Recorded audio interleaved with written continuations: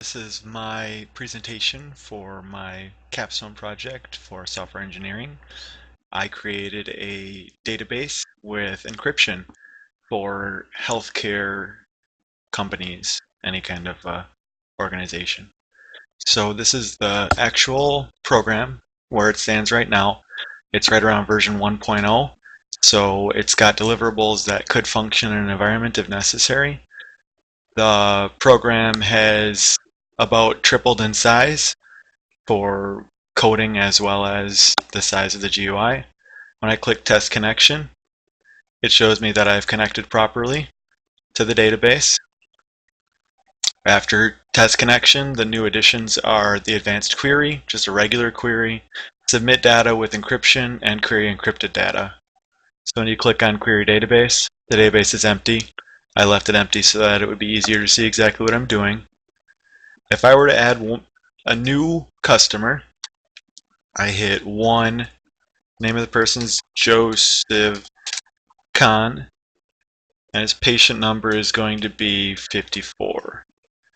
When I click submit, it brings him into the database and the data is not encrypted. Then if I click query database, it shows me that he is here. If I simply search for ID 1, it'll only show him. There's nobody else for it to go through.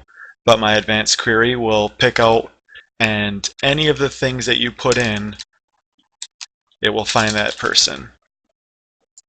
So advanced query keeps on pulling up Joseph Khan because he's the only one there and because I have the proper stuff in there. Now if I click submit data with encryption, it actually shows that there is encrypted data now in the database. So this is submitting all of his data to the database as gibberish, gobbledygook, whatever. It's pretty simplistic encryption, but it puts into the database as such. And then I enter my query results up here again, and if I click query encrypted data, it actually shows me the decryption ID. It doesn't decrypt it into the table form right here. That's something that's for a future revision. It's very difficult to do. But it shows me the decryption ID, shows me the decrypted name, shows me the decrypted patient number, and then it comes up with just the encrypted data. So it only searched through the encrypted data.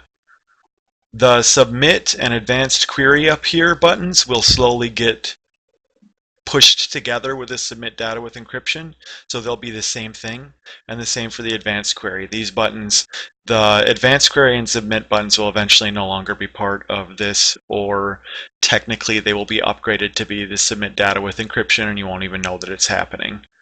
So if I add another person to John Smith, number 58, and I click submit, it shows him there. Submit with encryption, it shows another level of encrypted data. If I query the database, it'll show me all of the data in the database. If I go to an advanced query, I can click advanced query and it just shows Joseph Khan. I can look for, without anything else in here, John Smith. Do an advanced query, and just based on this, it finds John Smith, as well as anything else that has a J, basically. It's kind of a pain. But when I click on advanced query, so finding or query with encrypted data, it again shows me that his decrypted ID is 2, his decrypted name is John Smith, his decrypted patient number is 58, and then it shows his spot in the table, encrypted data worth. So that's the entire project as it's come forward so far. It will hopefully be something that I can show off in the future. Thank you so much. Bye.